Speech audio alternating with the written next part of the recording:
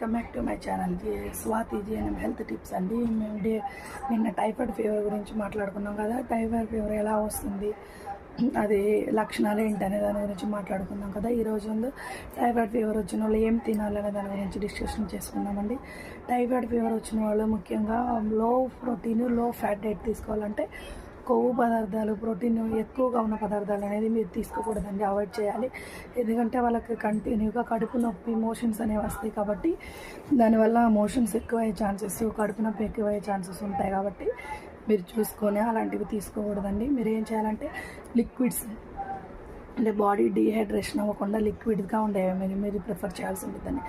అంటే వాటరు, మజ్జిగ, అంటే పల్చని మజ్జిగ, రాగి జావలో చాలా ప్రోటీన్స్, న్యూట్రిషన్స్, విటమిన్స్ ఉంటాయండి. రాగి జావ మందంగా కాదు, పల్చగా నీళ్ళలాగా చేసుకోవాలి. రాగి జావ, మజ్జిగ పల్చటి మజ్జిగ, పల్చటి రాగి జావ, కోకోనట్ వాటర్ కూడా మీరు కన్స్యూమ్ చేయొచ్చండి. ఎక్కువ మోషన్స్ అవ్వే వాళ్ళు కోకోనట్ వాటర్ మీరు స్టాప్ చేయాలండి. ఎందుకంటే కోకోనట్ వాటర్ వల్ల మోషన్స్ ఎక్కువ అయ్యే అవకాశం ఉంటుంది, డాక్టర్స్ చెప్పారు. ఇది మీరు చూసుకోండి.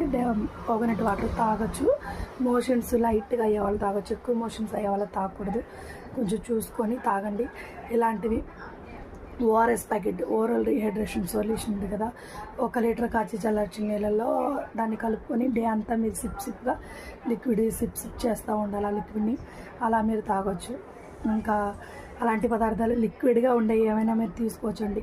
ఫ్రూట్స్ కూడా తీసుకోవచ్చు. ఎలాంటి ఫ్రూట్స్ అంటే వాటర్ మిలన్, మస్క్ మిలన్, ఇలాంటివి అంటే వాటర్ కంటెంట్ ఎక్కువ ఉండే ఫ్రూట్స్ మీరు తీసుకోవాలండి. హెవీగా ఉండేవి, డైజెషన్ అవ్వలేని మీరు తీసుకోకూడదండి. ఇప్పుడు ప్రొమోగ్రనేట్ అలాంటివి మీరు తీసుకోవచ్చు. అలాంటి ఫ్రూట్స్ ఏంటంటే ఈజీగా మీకు డైజెషన్ అయ్యేది కాబట్టి మీరు అలాంటి ఫ్రూట్స్ని కూడా మీరు కన్స్యూమ్ చేయొచ్చండి.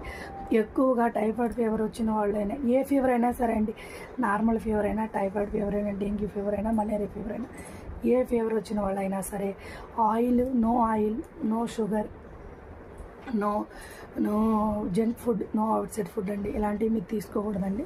ఓన్లీ హోమ్ మేడ్ ఫుడ్ మీరు ప్రిపేర్ చేయాలి. ఇడ్లీ అయినా, దోశ అయినా, ఏదైనా బయట నుంచి తెచ్చుకోకూడదండి. ఇంట్లోనే మీరు ప్రిపేర్ చేసుకోవాలి. ఇడ్లీ అయినా సరే, దోశ అయినా సరే, ఏదైనా పొంగలైనా ఏదైనా మీరు ఇంట్లోనే ప్రిపేర్ చేసుకొని తినాలండి. ఎక్కువగా జ్వరం వచ్చిన వాళ్ళు ఏంటంటే నోరు చేదుగా ఉండడం, తినబుద్ధి కాకపోవడం, అంటే ఆకలి వేసిన తినబుద్ధి కాకపోవడం, ఒక రకంగా వికారంగా వామిటింగ్ వచ్చినట్టు, అలాగే ఏ జ్వరానికైనా నార్మల్గా ఉండిద్ది. పర్టికులర్గా ఒక్కొక్క జ్వరానికి ఎక్కువగా ఉండిద్ది, ఒక్కొక్క జ్వరానికి ఏంటంటే నార్మల్గా ఉండిద్ది. మీరు చూసుకొని సింపుల్గా డైజెషన్ అయ్యేవి హెల్తీ ఫుడ్ తీసుకుంటా మీరు ఆ జ్వరాన్ని కంట్రోల్ చేసుకుంటా మీరు ఫీవర్ స్పెషలిస్ట్ దగ్గర వెళ్తే